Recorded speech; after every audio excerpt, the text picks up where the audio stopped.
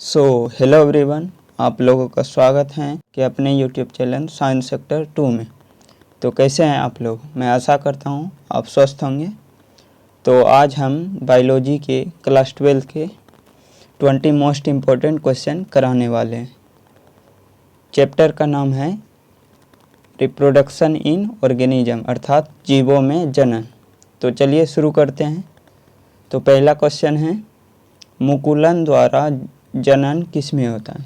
तो मुकुलन द्वारा जनन पेनिसिलियम नहीं होता है, पैरामीशियम में भी नहीं होता है, यीस्ट में होता है। यीस्ट में मुकुल का निर्माण होता है, जिससे वो मुकुल टूट करके संतति का निर्माण कर लेता है। तो इसका आंसर क्या हो जाएगा? यीस्ट। इसका सही आंसर होगा यीस्ट। ठीक, नेक्स्ट क्वेश्चन देखते हैं। नेक्स्ट क्वेश्चन है, बिना निषेचन के फल निर्माण को क्या कहते हैं? मतलब बिना निषेचन के फल निर्माण को क्या कहा जाता है? तो इसका आंसर क्या हो जाएगा? पहला है अपयुग्मन, दूसरा है असंग जनन, तीसरा है अनिषेक जनन, चौथा है सभी। तो क्या होगा इसका? असंग जनन नहीं होगा। असंग जनन नींबू में होता है, जैसे कि उसमें बीज बहुत सारा बन जाता है। अनिषेक जनन मतलब क्या कहता है? बिना निषेचन के, अर्थात क्या हो जाएगा? अनिषेक जनन। तो इसका आंसर हो जाएगा सी। ठीक, अब तीसरे नंबर क्वेश्चन देखते हैं।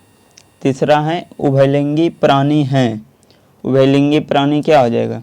उभयलिंगी मतलब जो मतलब ज़मीन पे भी रह सकता है और पानी में भी रह सकता है। तो मुर्गा नहीं होगा, मुर्गा गलत है। अब देखिए अगला क्या है? अगला है सांप। कुछ सांप रहता है पानी में भी और ज़मीन पे भी, कुछ सिर्फ ज़मीन पे भी रहता है। और सी में है ए और बी दोनों।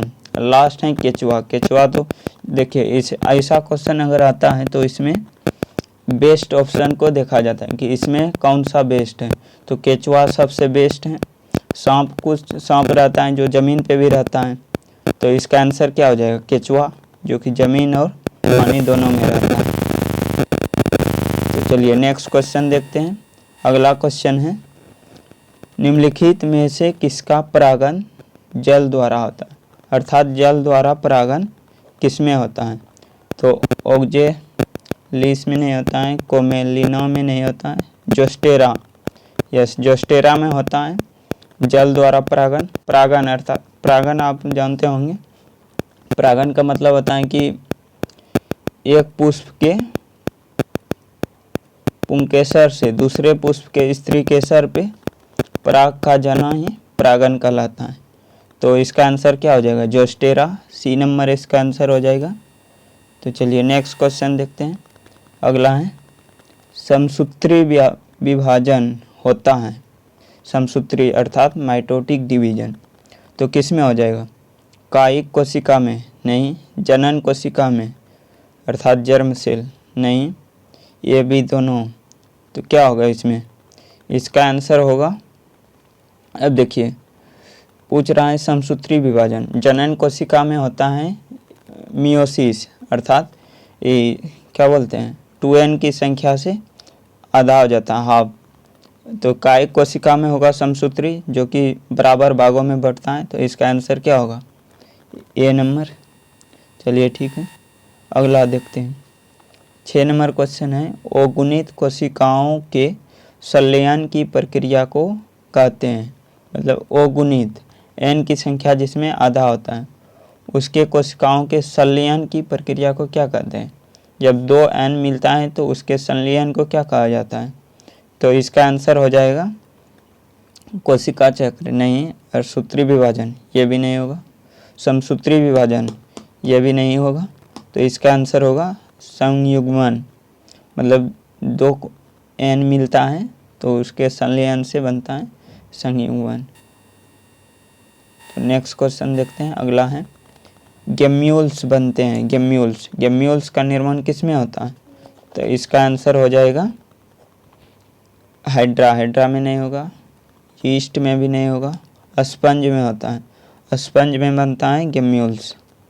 तो देख इसका आंसर क्या हो जाएगा? बी। चलिए ठीक है, नेक्स्ट क्वेश्चन क्या है, समयुग्मकी पाई जाती है, मतलब समयुग्मक किस में होता है। समयुग्मक पहला है शैवाल, दूसरा आवृतबीजी, तीसरा अनावृतबीजी और चौथा है इनमें से सभी। तो इसका आंसर क्या होगा, शैवाल में समयुग्मकी पाया जाता है, तो इसका आंसर होगा ए। तो नेक्स्ट देखते हैं। नेक्स्ट क्वेश्चन है, इनमें से किसमें आंतरिक निषेचन नहीं होता है, मतलब इंटरनल ब्रीडिंग किसमें नहीं होता है। तो पक्षी में इंटरनल होता है, स्तनधारी में भी होता है, मेढक के बारे में बता देते हैं। मेढक में आंतरिक निषेचन नहीं होता है। मेढक में क्या होता है, नर और मादा मेढक पानी में अपना क्या कहते हैं अंडाणु और शुक्राणु पानी में ही बाहर निकालते हैं, पानी में ही इसका निषेचन होता है। तो ये बाहरी निषेचन हो गया, अर्थात आंतरिक निषेचन नहीं है। तो इसका आंसर क्या हो जाएगा, मेढक। चलिए ठीक है।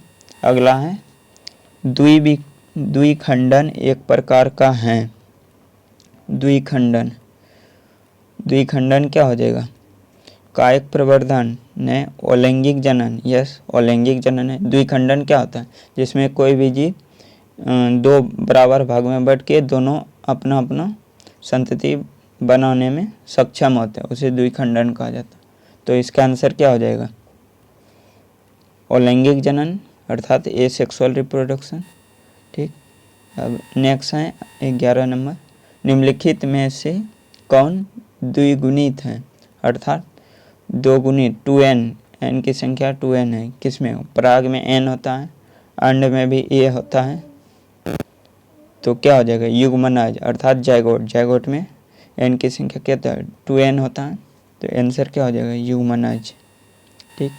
अब नेक्स्ट क्वेश्चन, नेक्स्ट है अंडप्रजक निम्नलिखित में से कौन है। अंडप्रजक अर्थात अंडे कौन देती है, सांप भी अंडा देता है, मगरमच्छ भी अंडा देता है, मुर्गी भी अंडा देती है।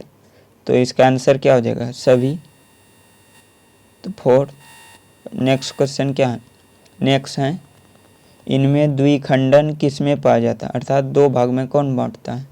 कमल नहीं, अमीबा नहीं, हाँ अमीबा बढ़ता है, सांप नहीं होता है। जलकुंभी को बंगाल का आतंक कहा जाता है। ये क्वेश्चन मोस्ट इम्पोर्टेंट है, ये अक्सर पूछ ही लेता है ऑब्जेक्टिव में। जलकुंभी को बंगाल का आतंक कहा जाता है। तो इसका आंसर क्या हो जाएगा, द्विखंडन। अमीबा क्या होता है, अमीबा दो भाग में बढ़ जाता है। बताते हैं, एक मिनट। अमीबा ऐसा स्ट्रक्चर होता है,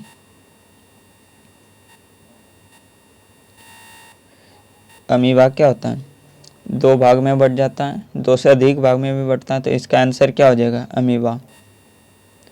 नेक्स्ट है बिना निषेचन के फल बनाने की प्रक्रिया को कहते हैं।